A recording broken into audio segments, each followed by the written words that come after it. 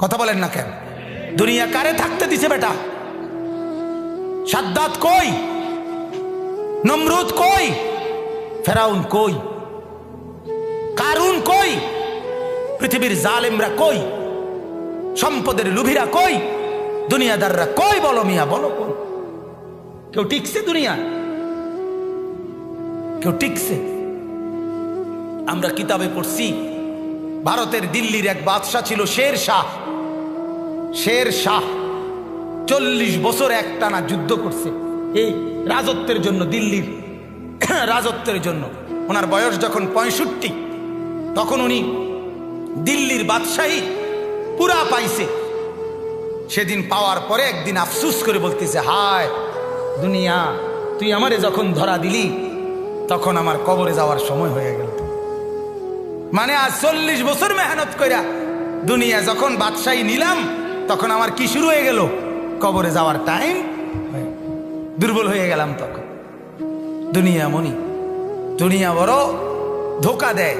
সব গুছাইয়া দুনিয়ারে সাজাইবার পরেও, সব ক্লিয়ার হবার পরেও, বাড়ি দাড়ি বিল্ডিং টিল্ডিং এর কাম সব গুছাইয়া সারলে আমার বড় ভাইয়ের বিবি, আমার বড় ভাই আলহাজ হযরত মাওলানা মাহবুবুর রহমান আশরাফি, তার বিবি আমার বড় ভাবি, মায়ের মতো যিনি আমগরে আদর করছিলেন, নতুন বিল্ডিং করছে, অনেক কষ্ট করে কোন রকমের রুমডি ঠিকঠাক করে উঠছে।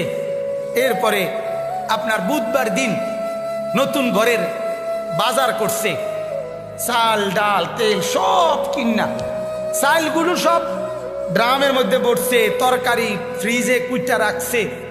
বৃহস্পতিবার দিন স্ট্রোক করছে, শুক্রবার দিন জুমার নামাজের সময় কবরে চলে গেছে।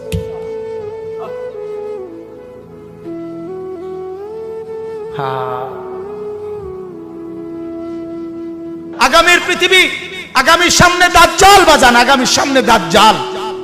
দাজ্জাল দেখা যায়, দাজ্জাল দেখা যায়, কিয়ামত দেখা যায়। ইকতারাবা লিন্নাসে হিসাবুহুম, আল্লাহ বলে হিসাবের সময় কাছায় গেছে বান্দা।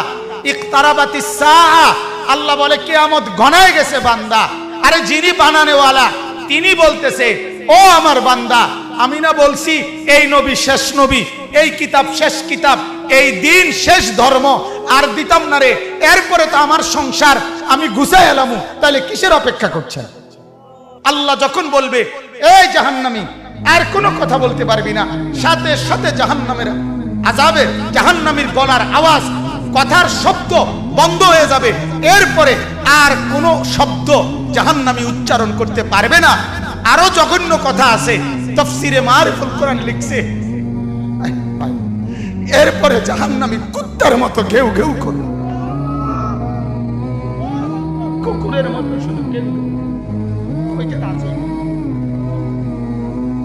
বিশ্বাস করেন, সেদিন কিয়ামতের দিন তোমাদের পুরা জিন্দেগির আমল ওজন হবে। এই কথাটা বান্দা আমি আবারও বলছি, এটা আল হক, এটা কিন্তু বাস্তবেই আসলেই সত্য কথা। এটা আসলেই কি সত্য। আমরা অনেক সময় বলি না হুজুররা, আসলে হুজুররা কয় যে আসলে যত কয় অত না, যত কয় অত না। এমন বুদ্ধিমান আছে না, কথা বলেন না। আরে বেটা, এই বর্তমান জীবনে দুনিয়ায় হুজুরের সব কথা ধরলে চলতে না। আরে ডাকায় তো, তাহলে তুই যদি চলতি নাই পারস, তাইলে তোর তো আল্লাহ তাআলা দুনিয়াত ফাড়াইতো না। সব দইরা আল্লাহর কথা চলতে পারবি দেখেই তো আল্লাহ তোমারে দুনিয়াত ফাড়াইছে, ঠিক কিনা বলেন নাকি? আল্লাহ তো বলছে আমি বান্দার উপরে সাধ্যের অতিরিক্ত কিছুই চাপাইয়া দেই নাই, জুলুম আমি করতেই পারি না। আল্লাহ জুলুম করতে পারে? কথা বলেন না কেন? তো ইন্নাল্লাহা লা ইয়াযলিমু মিসকালা যাররা, আল্লাহ তাআলা এক যাররা পরিমাণও জুলুম করতে পারে না। তো তুমি এটা কি কইলা? তুমি এমনি কেমনে বললি? এই কারণে আল্লাহ তাআলা যেন এটা আবারও বলছে মায়া করে, আল্লাহ মহব্বত করে বলছে, বান্দা শোন, কথাটা ফালাই দিস না, কথাটারে উড়াইয়া দিও না। আরে রাহেন কি এর হিসাব কিতাব, এত কিছু ধরলে চলন যাইতো না। আহ, এত কিছু না ধইরা তুমি যেই চলাটা চলো রে, পুরা দৈর্যও তো মানুষ এই চলাটাই চলো। কথা বোঝেন নাই? আল্লাহকে পুরা বাদ দিয়া, নামাজ রোজা বাদ দিয়া যা কামাই করো, শেষ পর্যন্ত বাদ যে দূর খাও, যে বেড়া আল্লাহকে রাজি করে সেজদা করে ভাত খায়, ওই বেড়াও এর দূরে খায়, মানে পেট বরণ পর্যন্ত। কথা বোঝেন নাই আপনি? পেট বরণ পর্যন্ত খানা খায়। আর পেট ভরা এটা এমন একটা সুন্দর সিস্টেম আল্লাহ তাআলা বানাইছে, এটা ডাল দিয়ে খানা শুরু করলো, কিছুক্ষণের মধ্যে পেটে জানাইয়া দেয় আল্লাহ একদম না ভরে গেছে। গোস্ত দিয়ে খাইতে বইলো, বেটা কিছুক্ষণ পরেই জানাইয়া দেয় দোস্ত আর লাগবে না, হাত দিয়ে লাও। আবু তালেবকে কি পরিমাণ চেষ্টা করছে বলেন, শেষ মুহূর্ত পর্যন্ত চোখের পানি ফেলে বলছে চাচা, চাচা কালেমা পড়েন চাচা। 38 বছর, 12 বছর থেকে নবীজির বয়স যখন 50, তখন আবু তালেব ইন্তেকাল করছে।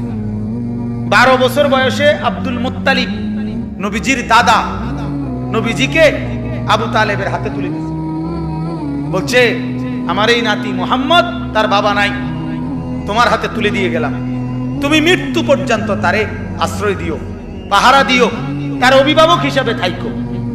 বাপে মানে দাদা, নবীজির দাদা বলে গেছিল। সেই 12 বছর বয়স থেকে 38 বছর এক টানা, মানে 50, নবীজির বয়স যখন 50, তখন আবু তালেব ইন্তেকাল করছে।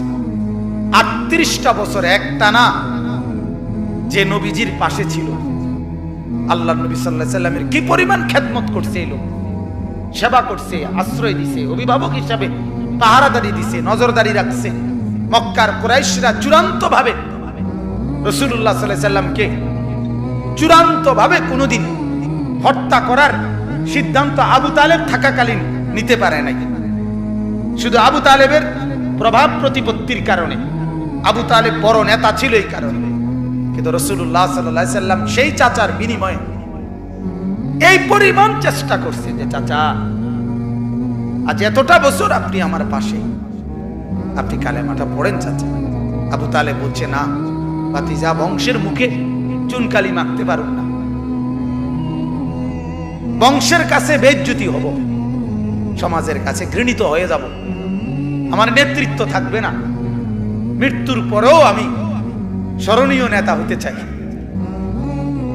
মৃত্যুর পরেও, অর্থাৎ কুরাইশের নেতাই থাকতে চাই। নাউজুবিল্লাহ। আল্লাহর নবী সাল্লাল্লাহু আলাইহি সাল্লাম তখন বলছে চাচা এক কাজ করেন, তাইলে কানে কানে বলেন, কানে কানে কালেমাটা কানে কানে শুনান, আমি কসম করছি আমি হায়াত থাকাকালীন জগতের কাউরে কোনোদিন বলবো না আপনি যে ঈমান আনছেন, শুধু হাসরের মাঠে আমার আল্লাহর সামনে সাক্ষী দেব আমার চাচা ঈমানদার ছিলেন।